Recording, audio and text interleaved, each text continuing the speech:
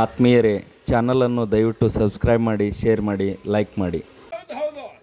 ಕೆಟ್ಟ ದುಃಖ ಘೋರ ಮಾಡ್ರೇನು, ಎಟ್ಟ ಹೆಣಕ ಒಯ್ದು ಮೋರ ಮಾಡ್ರೇನು, ಆಕಟ್ಟ ಒಕ್ಕಟ್ಟ ಸಮಯ ಬಂದಾಗ ಪಾರ ಮಾಡ್ರೇನು, ಹುಸಿ ಪಾರ ಮಾಡ್ರೇನು, ಜೇವೂರ ಊರ ಸಾರ ಮಾಡ್ರೇನು, ಪಂಚತತ್ವ ಆಧಾರೇನು, ಆ ವಸ್ತಾದ ಜೇವರಗೌಡ ಕೈ ಬಿಟ್ಟು ಹೋಗುವ ತೇರ ಮಾತು. ಯಾವ ನಮ್ಮ ದೊಡ್ಡ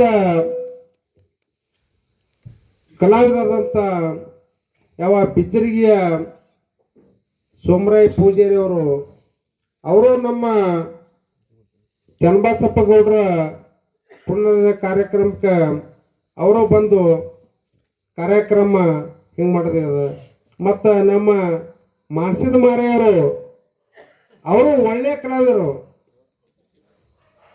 ಈಗ ನಮ್ಮ ದೇವ್ರ ಗ್ರಾಮಕ್ಕೆ ಬಂದು ಈಗ ಬಹಳ ಸುಂದರವಾದಂಥ ಈಗ ಮಾತವನ್ನು ಮಾತಾಡಿದಾಗ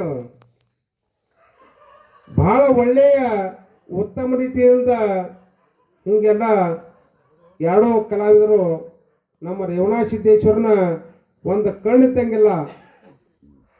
ಇವು ಜ್ಞಾನಿಗಳು ಇರಲಿ. ಈಗ